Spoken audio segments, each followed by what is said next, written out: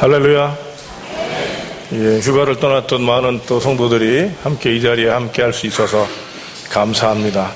입추가 지나고 말복이 지나자마자 날씨가 굉장히 춥더라고요. 그렇죠? 그래서 벌써 감기 걸리신 분들도 있는데 여러분 옆에 있는 분한테 이렇게 한번 인사하죠. 건강하십시오. 또 잘 다녀오셨습니까? 예, 먼저 기도하고 함께 말씀 나누도록 하겠습니다. 하나님, 반가운 얼굴들이 많이 있게 하시니 감사합니다. 하나님의 은혜를 따라서 오늘도 주의 존전에 나와 함께 고민하고 이 세상을 향한 하나님의 뜻들과 우리에게 주시고자 하시는 그 위로들을 받게 하시니 감사합니다. 중심에 말씀 주셨사오니 부족한 종의 입술을 주님 붙잡아 주셔서 하나님 은혜가 되게 하시고 위로가 되게 하시고 도전이 되게 하시고 나아갈 바를 알게 하여 주시옵소서. 무엇보다 저희가 듣는 자나 전하는 자가 함께 은혜 받게 하여 주시옵소서. 우리 주 예수님의 이름으로 기도하옵나이다. 아멘. 이번 주 금요일은 69번째가 되는 광복절입니다. 이 광복이라는 단어를 그대로 문자대로 해석하면 빛을 다시 찾았다는 얘기죠. 그러니까 빛을 우리가 잃었던 나라인데 다시 찾았다라는 의미를 갖습니다. 그러니까 해방에 대한 뜻들이 있고요.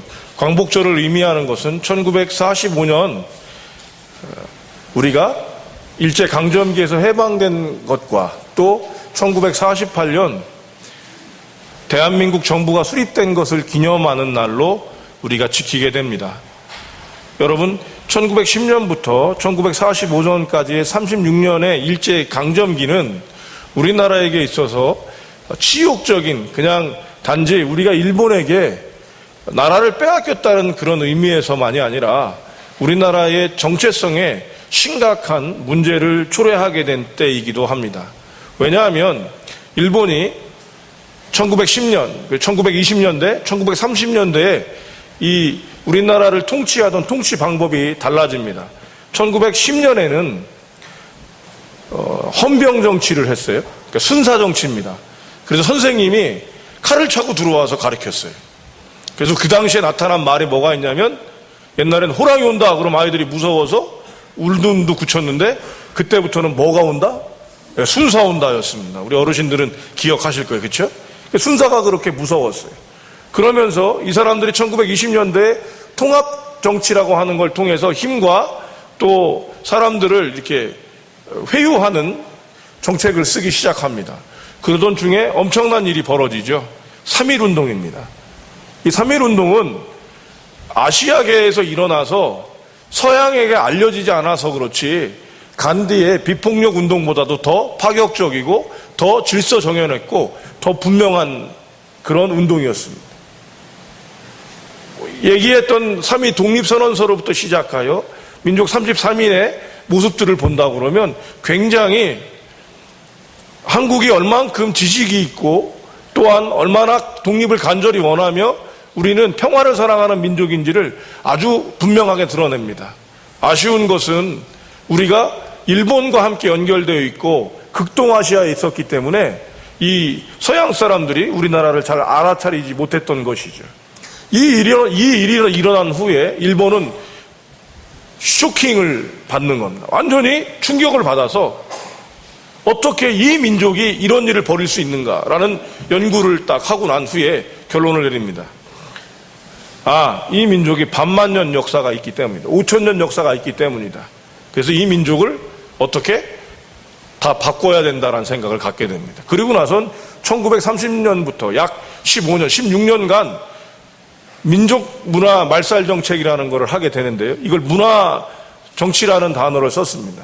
그때부터 여러분 어떤 일이 벌어지냐면 이 나라의 생각과 정체성이 무너지기 시작합니다.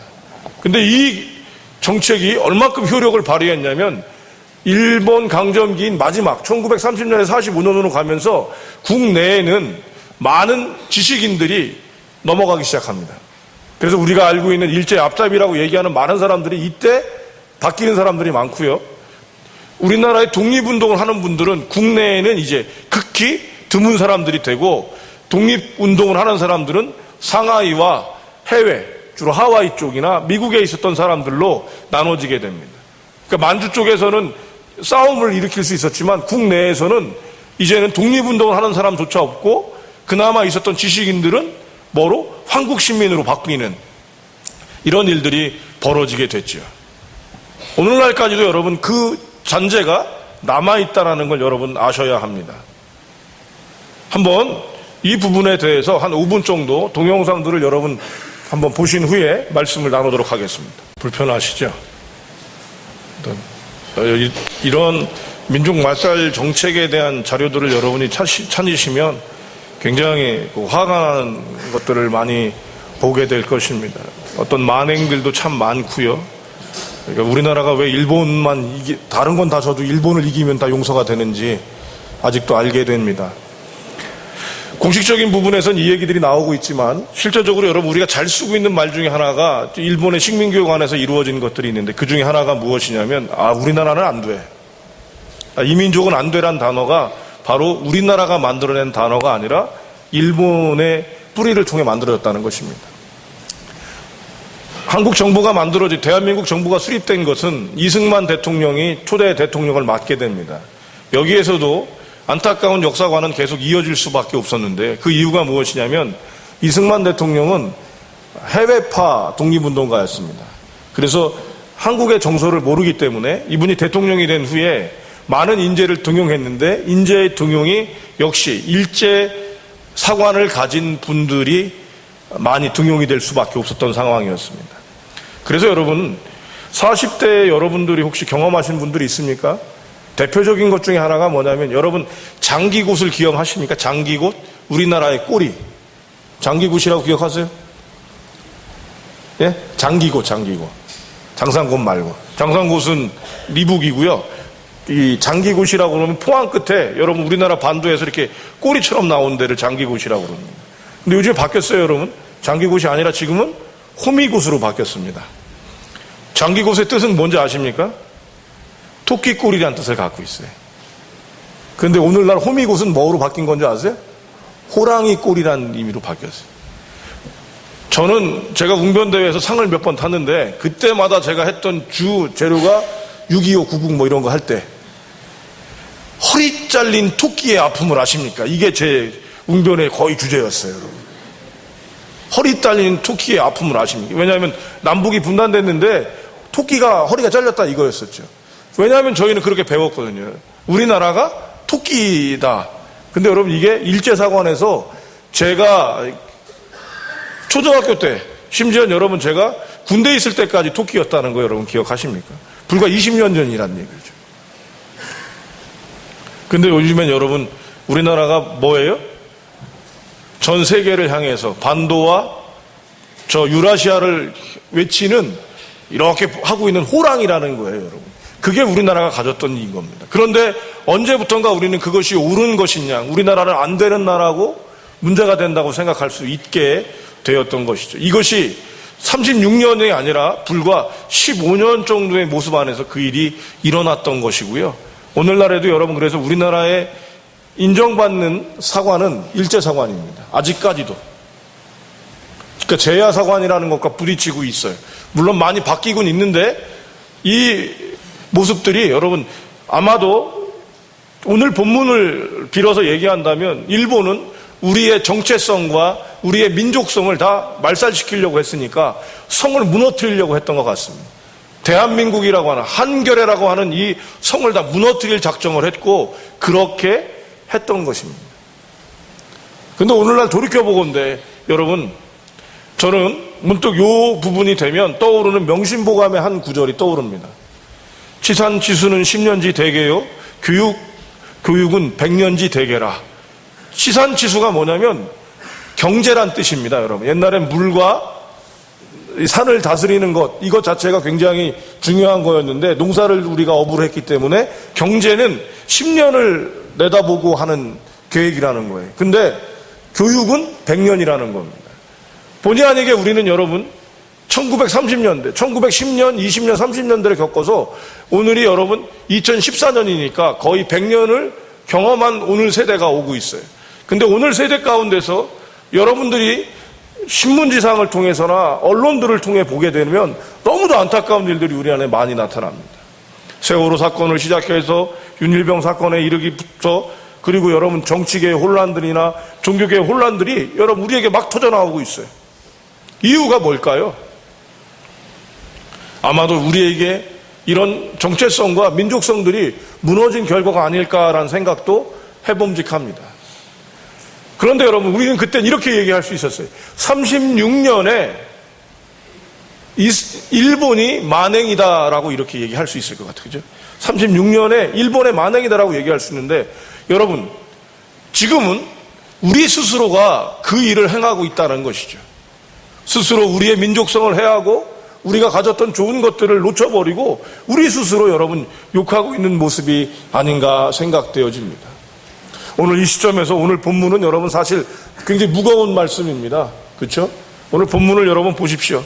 25절, 26절, 27절, 28절, 29절이 선지자, 제사장, 그리고 고관들, 그 다음에 심지어 백성까지도 하나님께서 보시기엔 완전히 무너져버린 이스라엘 백성의 모습을 갖습니다. 그들은 제사장은 제사장 역할을 하지 않고 선지자는 선지자 역할을 하지 않으며 심지어는 백성조차도 여러분 한번 21절만 읽어볼까요?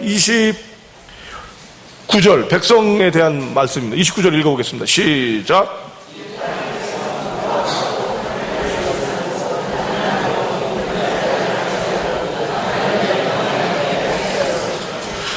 백성이 백성다운 것들을 하지 못하게 되어지고, 그죠? 이런 안타까운 일이 생기면서 하나님께서는 이들에게 저주를 내리셨습니다. 심판을 내리셨습니다. 그래서 여러분, 이들에게 심판에 대한 메시지가 지금 나타나고 있습니다. 31절입니다. 31절 읽어보도록 하죠. 시작.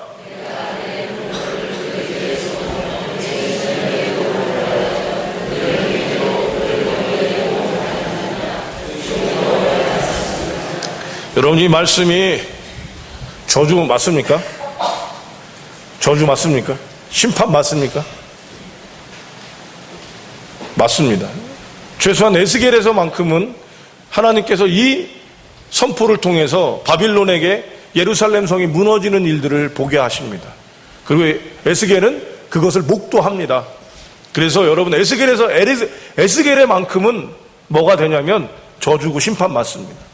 그러나 그럼 우리에겐 여러분, 이게 오늘 우리에게 임하는 이 말씀이 저주고 심판입니까?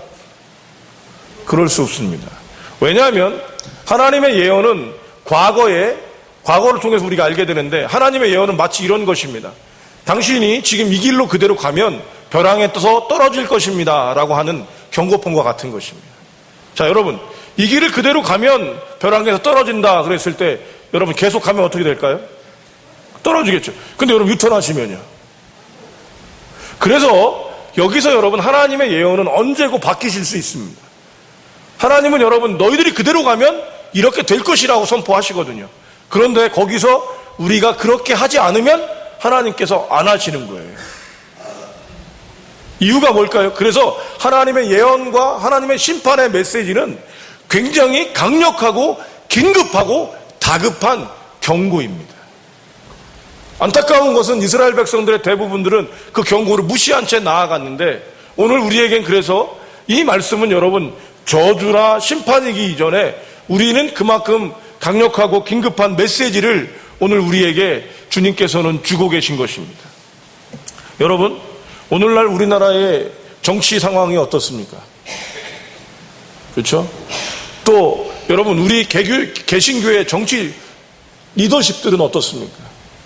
요즘엔 여러분 4대 일간제 회자되는 게 우리 큰 교회들 아닙니까? 너무 좀 부끄럽기도 하고 민망하기도 하고, 그래서 이제 교회 다닌다는 것은 이상한 사람들이 다니는 것처럼 되어지는 시대가 오늘날 우리에게 오고 있습니다. 그럼에도 불구하고 여러분, 오늘 본문 말씀에서 우리는 한 가지 희망을 찾습니다. 30절입니다. 30절 읽겠습니다. 시작.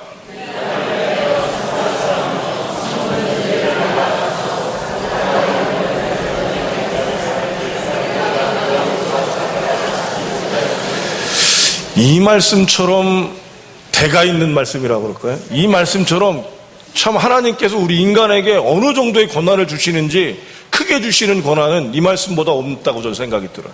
오늘 본문에 보면 여러분, 이 땅을 위하여 성을 쌓으며 성 무너진 데를 막아서서 나로 하여금, 하나님으로 하여금 멸하지 못하게 할 사람을, 이렇게 시작합니다.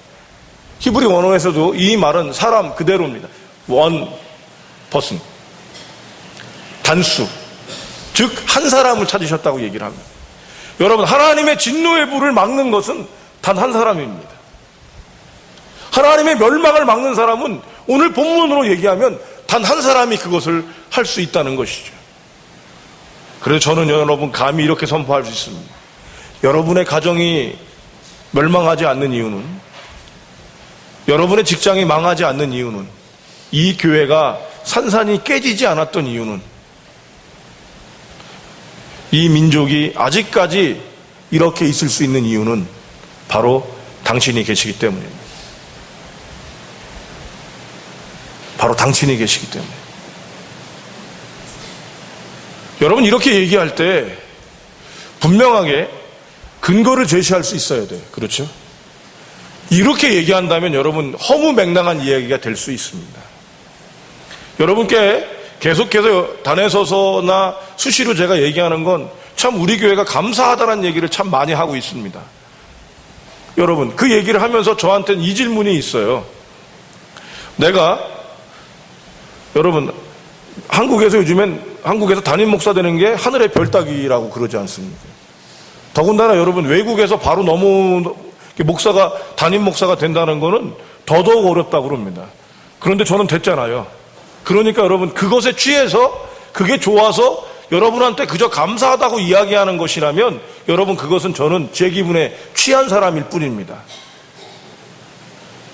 그런데 여러분, 제가 그럼 여러분에게 감사하다고 이야기를 하게 될 때 저는 뭐를 찾는 거예요? 그런 내 기분에 취한 그 기분이 아니라 여러분을 통한 어떤 것들이 있음을 찾아냈어야 하는 것입니다. 이 교회에는 여러분 엄청난 가능성들이 많이 있는 교회입니다. 물론 그만큼 우리가 많은 것들을 하나님께 드렸는지 이 부분은 물음표가 될 수 있습니다. 오늘 대표 기도를 하신 장로님의 고백처럼 여러분 그런 것들은 아닐 수 있습니다. 그럼에도 불구하고 이 교회는 여러분 저는 보았습니다.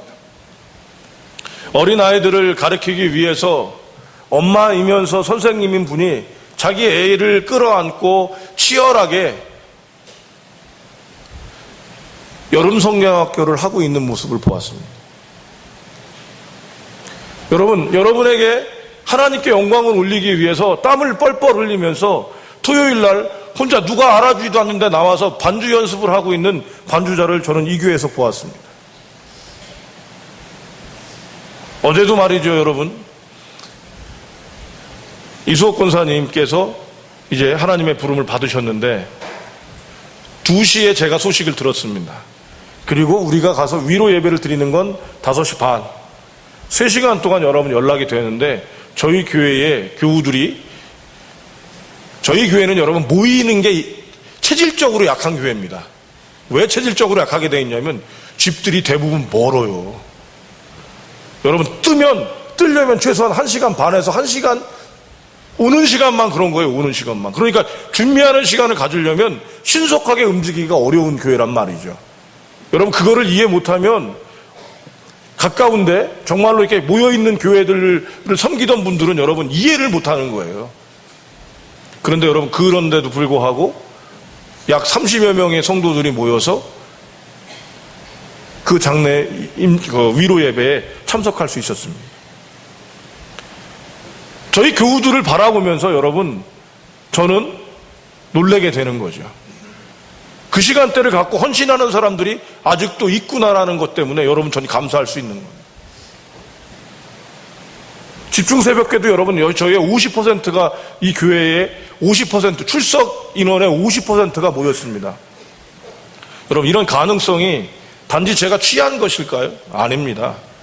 여러분 저는 하나님께서 여러 가지 은혜를 주셔서 사람들을 교정치료하고 치료하는 그런 훈련들로부터 시작해서 리더십으로 여러분 HRD에 대한 강점을 주셨어요. HRD라는 것은 요즘에 인사과라고 그랬던 것들이 바뀌면서 HRM과 HRD라고 하는 부서로 나누어지고 있습니다.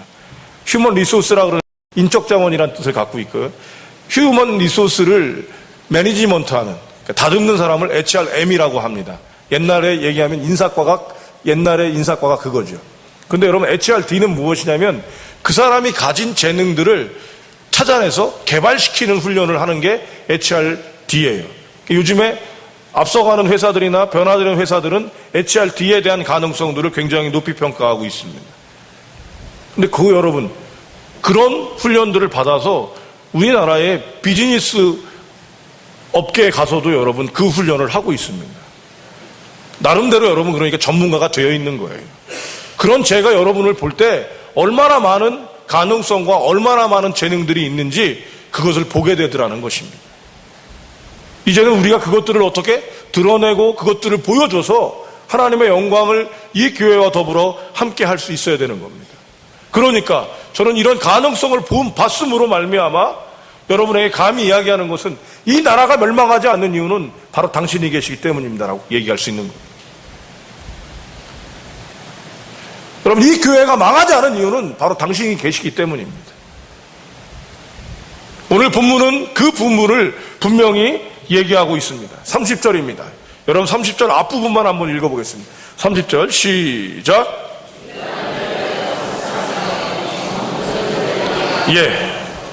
이 땅을 위하여입니다. 하나님을 위하여가 아니라 이 땅을 위하여 성을 쌓으며 성 무너진 데를 막아서서라는 단어로 두 가지의 일들을 하는 사람에 의해서 이 세상, 이 민족이, 이 나라가, 이 공동체가, 이 가정이 세워지는데 첫 번째는 성을 쌓는 것입니다. 이 성을 쌓는다는 말을 우리나라 말로 좀 더 이미지를 좋게 하면 일가를 이루며 라는 단어를 가질 수 있을 것 같아요. 여러분, 일가를 이루었다 그런 게 무엇이에요? 뭔가 여러분 우리가 가졌던 계획들을 이루어갔다는 얘기입니다. 그렇죠? 누구를 위해서? 이 땅을 위해서, 가정을 위해서 무엇인가를 이루어가는 사람, 교회를 위해서 무엇인가를 해나가는 사람, 이 사람이 필요하다고 주님 말씀하시는. 두 번째는 여러분 무엇입니까? 성 무너진 데를 막아섰다라는 얘기입니다. 성이 여러분 무너졌어요. 성이 무너졌다는 건 뭐예요, 여러분? 뭔가 문제점이 있고 잘못된 것들을 발견했다는 것이. 이번에 여러분 윤일병 사건에서 참 마음이 아픈 건 여러분 잘못한 사람을 지적하는 건 누구나 할 수 있다니까요. 윤일병을 여러분 그렇게 만든 사람이 이병장이라는 사람인데 신문에 이렇게 나왔습니다. 재판을 받을 때도 꼿꼿이 서서 재판을 받더라, 이런 기사가 나왔어요. 무슨 얘기입니까? 잘못한 사람인데 아직까지 그 잘못한 게 계속 있다, 이런 얘기를 하고 싶은 거였겠죠. 엄청난 일을 벌였습니다, 여러분. 안타까운 일입니다. 그런데 여러분, 이병장이라는 사람은 또 다른 피해자가 아닐까요? 이 나라가 여러분 남북으로 갈리워져 있어서 물론 이병장은 책임을 져야 합니다. 그죠? 이런 상황 안에서 그런 일을 벌였다고 그것들이 용서될 수 있는 것은 아니겠지만, 그러나 여러분 그도 피해자라는 걸 우리는 봐야 합니다. 왜냐하면요, 남북이 갈리워져서 여러분 군대 가고 싶어 갔습니까? 끌려갔잖아요. 그리고 그 부대에 가서 여러분, 제가 가정폭력이나 성폭력에 대한 부분들을 교정치료를 계속 해왔던 사람인데요, 폭력의 1번이 뭐냐면 맞아본 사람이 다시 가해자가 된다는 거예요. 그래서 우리나라 속담에 모진 시험이 밑에서 누가 또 나오는 거예요? 모진 며느리 나온다는 말이 있습니다. 그러니까 모진 것들과 어려운 것들을 겪어본 사람만이 그 일을 할 수 있다는 거예요. 그러니까 이병장이라는 사람도 또 다른 피해자인 거죠. 그러니까 피해자가 가해를 했으니까 여러분 엄청난 도끼가 품어지고 정말로 여러분 악마란 단어가 나올 만큼 어려운 일이 벌어졌는데, 단지 우리는 거기서 뭐라고 얘기를 해요? 이병장은 나쁜 사람이다라고만 얘기하는 것은 무너진 데를 막아선 사람이 아니라 도리어 무너진 데를 더 허무는 사람이 될 수 있는 거예요. 오늘날 여러분 세월호의 사건에 대해서 책임지는 사람이 있습니까? 윤병장의 사건에 대해서 책임지는 사람이 있습니까? 한국 교회의 문제에 대해서 여러분 책임지는 사람이 있습니까? 다 얘기하잖아요, 여러분. 다 문제를 얘기해요. 나 교회가 썩었고 목사님이 회개해야 되고 뭐가 문제고 여러 얘기를 합니다. 그런데 여러분, 우리는 뭘 하고 있죠? 이것이 문제입니다. 오늘은 주님께서 얘기합니다. 막아설 사람 그 한 사람이라고 얘기하는 것이죠. 자기의 먼저 성을 쌓는 사람들은 여러분 하나님의 일을 하는 사람입니다. 쉽게는요. 하나님의 일이 뭡니까? 여러분의 직업들입니다. 1번이. 여러분 어떤 이는 목사로 부름을 받았고요. 어떤 이는 선교사로 부름을 받았습니다. 그런데 여러분 어떤 이는 선생님으로 부름을 받았고요. 어떤 분은 여러분 직장인으로 부름을 받았습니다. 어떤 이는 전문직으로 부름을 받았고요. 어떤 분은요 CEO로 부름을 받았어요. 어떤 이는 주부로 부름을 받았습니다. 그럼 여러분 그 일들을 해나가는 것이죠. 어떻게? 올바르게 해나가는 것, 이것이 첫 번째라면, 두 번째로는 여러분 무너진 것들을 본 사람들은 어떤 것을 해야 할까요? 그 자리를 참여하고 지켜주는 사람들입니다. 요즘 저한테는 내년에 대한 구상이 계속해서 제 머릿속에서 떠나지 않고 있습니다. 어떻게 돌아가야 할지 계속 구상을 하는데요. 그 중에 하나 저한테 떠오른 것은 우리 장로님과 제국에 들어가는 일입니다. 왜 웃으세요? 장로님들하고 지난번에 얘기를 했던 겁니다. 물론 이거는 당회가 통과된 후에 될 것입니다. 왜 이 마음을 갖냐면 여러분, 교회에서 제일 힘든 데가 어디예요? 주방이에요, 여러분. 주방이 무너지고 있어요, 한국 교회가. 주일은 쉬라고 그러면서 여러분 주일날 돈 주면서 사람을 불러다가 우리는 일하라니까 니네는 일해, 이런 이방 사람 같은 소리를 하고 있다고요. 교회는 여러분 지금은 우리 또 존칭을 또 이렇게 넣어서 죄송합니다. 박경조 권사님이 수고하고 애써서 맛있는 밥이 나와요. 우리 교회 밥맛처럼 맛있는 집이 어디 있습니까? 솔직하게. 아멘? 우리 교회 밥이 맛없습니까? 맛있습니까? 예. 여러분 이거는 왜 그러냐면요, 정성이 들어가서 그런 거예요. 그렇죠? 돈으로 하는 거 아니에요. 그런데 여러분 이게 무너지는, 한국교회에서 제일 많이 무너지는 게 이런 거거든요. 그러니까 여러분 그 무너진 데를 그럼 누가 가서 있으면 돼요? 교회의 가장 큰 리더십인 저나 장로님들이 잘하지는 못할 거예요. 그렇죠? 잘하지는 못하겠지만 가서 한 번은 해보는 거죠. 한 주에 한 번은 해볼 수 있잖아요. 아멘? 별로 마음에 안 드시나 보네요. 그럼 안 하면 되고요. 힘들고 어려운 곳에 누군가가 같이 함께 한다는 것, 여러분 얼마나 큰 힘입니까? 아멘? 그런 일들을 여러분, 그것이 바로 뭐예요? 성 무너진 데에 대한 대안인 거예요. 세월호가 여러분 잘못됐다고 누구나 얘기하지만 우리가 선장이었으면 어떻게 되었을지 아십니까? 어쩌면 여러분 우리는 걸리지 않아서 그렇지 그거보다 더한 일들을 하고 있는 사람일 수도 있거든요. 이게 뭐예요? 우리가 죄인입니다라고 고백하는 거죠. 물론 잘못한 사람들을 여러분 책임지지 않는다는 게 아닙니다. 분명한 책임이 있어야 합니다. 무너진 데를 막아선다는 건 첫 번째, 아프고 힘든 곳에 함께 참여하는 것입니다. 한 가지 예를 들면, 저는 예전에 여러분 큰 흉상을 겪었던 청년이 하나 있었습니다. 너무 큰 흉상이라서 그 가정이 완전히 신앙도 다 피폐가 돼서 교회를 안 나오겠다라고 하는 상황이 됐어요. 근데 그런 상황에서 돌아가셨어요, 아버지께서. 그때 제가 섬기던 교회의 청년들은 출석이 한 100명 정도 되는 교회였습니다. 100명에서 한 106명 정도. 근데 아버지가 돌아가시고 나서 제가 문자를 돌렸습니다. 이 집이 굉장히 악상이니까, 흉상이니까 우리가 와서 위로를 했으면 좋겠습니다. 그 집이 무너졌잖아요. 무너진 곳에 가서 우리가 위로했으면 좋겠습니다.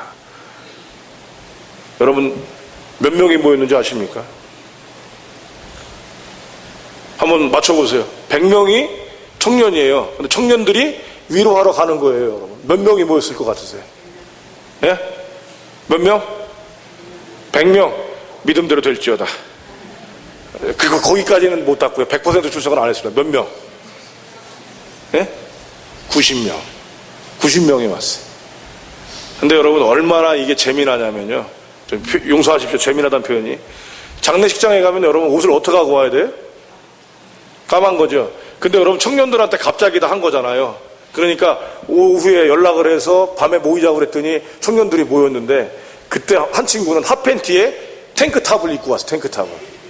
그러고 왔어요, 여러분. 성경책 거의 없습니다. 근데 90명이 여러분, 그 집은 어려운 집이니까 조그만 빈소에 차려놨는데 여러분 90명이 들어갈 수가 있겠어요, 없겠어요? 없지요. 그러니까 이 90명이 여러분 그냥 청천연색 옷을 입은 청년들이, 그것도 대거 90명이 쫙 줄을 서서 그 자리를 지키고 있는 거예요. 어떤 일이 벌어졌는지 아십니까? 찬양도 저 혼자 했습니다. 왜냐하면 성경책이 없고 찬송가도 청년들이 잘 몰라요. 특히 장례 찬송은 아예입니다. 그러니까 여러분 찬송도 저 혼자 드리는데 가장 어렵고 힘든 장례였는데도 불구하고 제일 든든했던, 제일 신이 났던, 함께하는 사람들이 이렇게 많구나. 여러분 어머니 교회 떠난다고 그랬고요. 그 청년도 여러분 교회를 한동안 뜸했던 청년인데 그 90명이 가고 나니까 어떻게 됐어요, 어머니? 신앙 회복하고요. 청년은 다시 힘있게 가서, 가장 어려운 상황이었지만 여러분 그렇게 힘을 얻을 수 있었습니다. 저는 이것이 무너진 데를 막아서는 것이 아닌가 생각합니다. 참여하는 것이죠. 잘하고 못하는 것이 아니라 그 자리에서 함께 있어주는 사람이 있는 것. 그리고 그 문제는 여러분 무너진 데를 섰다는 얘기는 무너진 거를 모른 척 한다는 얘기가 아닙니다. 잘못한 것들을 여러분 보고 그 자리에서 설 수 있는 것이죠. 여러분 최종환 목사를 여러분이 무너뜨릴 수 있습니까, 없습니까? 아주 쉬워요. 아주 쉽습니다, 여러분. 목회자들이 여러분 무너지는 것들은 사실보다도 여러분 서로 간에 정치적인 어떤 대립관계에서 무너지는 경우도 많습니다. 요즘 연예인들이 여러분 루머에 시달리는 거 아시죠? 아주 쉬워요. 그런데 그 문제가 여러분 있다 손 치더라도 그 문제를 지적하는 사람들은 많을 수 있지만 최종환 목사의 부족함들을 세워주는 사람은 몇 명이 있을까요? 이것이 목회자가 잘 세우고 하나님의 훌륭한 종이 될 수 있는가 없는가의 가장 큰 숙제가 될 수 있습니다. 내면의 영적 성장과 질서라고 하는 책을 쓰신 고든 맥도널이라고 하는 분이 있는데, 이분은 그레이스 채플을 섬기시는 담임 목사님입니다. 근데 이분이 여러분 바람이 났어요. 그래서 죄를 범했습니다. 근데 교회에 여러분 이게 다 알려져 버렸어요. 자, 이분이 어떻게 됐을까요, 여러분? 어떻게 됐을까요? 어떻게 됐었겠어요? 어떻게 됐겠어요, 여러분? 얘기를 안 해요, 왜? 여러분, 어떻게 됐을 것 같아요? 지금까지 목회하고 계십니다. 어떻게 된 건지 아세요? 이 목사님이 자기 죄를 고백하고 근신하겠다고 그러고 여러분 단에서 고백을 했습니다. 자기 죄를 시인을 하고 잘못했습니다. 그리고 나서 근신하겠습니다. 교회의 처신에 따르겠습니다. 그랬는데 교회에서 회의를 열었어요. 그리고 이 목사님에게 잘못이 맞다 얘기하고요. 그러나 이 목사님이 가진 좋은 점들은 무엇이며 우리 교회가 어떻게 할 것인가 결론을 내려서 어떻게 했는지 아십니까? 그분에게 근신하고 그 죄에 대한 부분들을 회개할 기회를 주고 그 다음에 이분을 다시 담임 목사로 세워서 여러분 그분을 목회를 하게 했습니다. 이것이 바로 무너진 데를 찾은 사람이 아니라 무너진 데를 막아서서라고 하는 것이죠. 여러분 그런 교회가 은혜스러울까요? 은혜스럽지 않을까요? 아멘. 여러분 누구에게나 문제가 있을 수 있고 누구에게나 어려움이 있을 수 있는 거예요. 그런데 그 문제점들을 여러분 어떻게 참여하고 한 발을 내딛는 사람이 하나님의 진노를 막아서는 사람입니다. 어떤 것은 기도가 될 수 있고요. 어떤 때는 여러분 그 자리를 지키시는 분들이 있는 거예요. 저희 교회는 여러분 그런 귀한 분들이 많습니다. 더 많아지셨으면 좋겠어요, 솔직하게. 왜냐하면 그런 귀한 재능들을 가진 사람들이 교회가 멀다는 이유 하나만으로, 교회를 나온다는 것 하나만으로 다 할 수는 없으니까요. 여러분 SBS에서 무라이 숲이라고 여러분 혹시 보신 분 계십니까? 무라이 숲? 무라이, 지브라이, 피땡, 이름이 아마 그렇게 되는 것 같아요. 이 사람이요 16살 때 인도에 사는 사람인데 자기네 동네가 나무가 없어서 다 홍수에 쓸려버렸어요. 동네가 다 무너져 버렸어요. 그런데 이 사람은 똑똑한 사람은 아닌 것 같아요. 지식이 많은 사람 같지도 않아요. 근데 어디서 듣기로는 나무가 심어지면 홍수가 안 온다는 거를 들어서 그 16살 때부터 나무를 심기 시작해서 지금은 거의 할아버지예요. 근데 나무를 계속 심는 거예요. 근데 놀랍게도 여러분 10년이 지나고 20년이 지나고 30년이 지나서 지금은 무라이 숲에 호랑이도 온답니다. 그러니까 그러니까 사람들이 여러분 그 무라이 숲으로 모여서 마을을 짓기도 하고 삶을 살아가는 거예요. 근데 지금 그 무라이 할아버지는 뭐 하고 있는 줄 알아요? 아직도 나무를 심어요. 무너진 마을을 다시 회복하고, 그래서 여러분 SBS에서는 생태계에 대한 마음을 가지면서 숲이 중요하다 얘기를 하고 그 일을 한다라고 얘기를 하는 겁니다. 장작가 엘룰에 여러분 나무를 심는 사람이라는 책이 있죠. 보셨죠? 마찬가지 아닙니까 여러분? 누군가가 여러분 지금은 보이는 것 같지 않지만, 누구가 어떤 것일지 모르지만 여러분에게는, 여러분 제가 한번 권합니다. 씨 뿌리는 기쁨을 한번 맛봐 보십시오.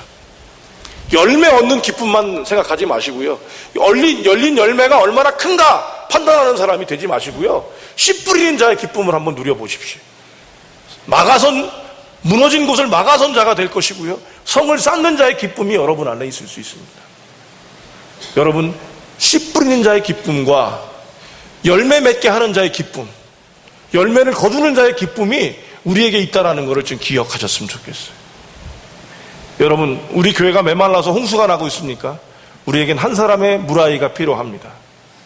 여러분, 이 교회 학교가 여러분 엉망인 것 같습니까? 그 고민하는 당신이 그 교회 학교에 필요한 사람입니다. 이 교회에 여러분 주방이 약해지고 있습니까? 그렇다면 여러분, 저라도 들어가서 여러분 한 번이라도 제가 설거지를 할 수 있다면, 잘할 자신은 없습니다. 그렇지만 여러분, 그렇게 들어갔을 때 그 무너진 곳들이 세워질 거라는 저는 마음은 있거든요. 저는 우리 교회가 고향이라고 생각합니다. 그 마음이 점점 굳어지고 있습니다. 이 교회는 여러분, 정말 이 교회가 그 고향이 아니라면 많은 이들이 올 수 없습니다. 그렇다면 여러분, 우리가 성을 쌓으며 성 무너진 데를 막아서는 한 명이 될 때 하나님께서는 우리에게 얼마나 큰 것과 귀한 것들을 주시겠습니까? 아멘. 여러분, 이 민족에게도 그 사람이 필요합니다. 소신 있게 이 땅을 위해서 한 발을 내딛는 사람, 한 번 손을 펼치는 사람, 기도하는 사람이 바로 필요할 것입니다. 여러분, 잘 되셔야 합니다. 여기에 있는 젊은 청년들과 우리 30대, 40대 집사님들 잘 되셔야 합니다. 왜냐하면요, 여러분이 잘 돼야 나라가 잘 되는 거고요. 나라가 잘 돼야 여러분, 이 민족이 하나님의 일을 할 수 있지 않습니까? 우리 어르신들은 건강하셔야 합니다. 왜요? 우리 어르신들이 기도해 주셔야 이 나라가 잘 될 거고요. 여기 있는 청년들과 여기 있는 젊은이들이 잘 될 것 아니겠습니까? 아멘? 이 귀함이 우리 교회 가운데 모일 때, 그리고 이 교회에 그 에너지가 찰 때 하나님께서는 우리가 보지도 못한 신비하고 기이한 일들을 우리를 통해 이루실 것입니다. 아멘? 이 시간 함께 1분 정도 기도했으면 좋겠습니다.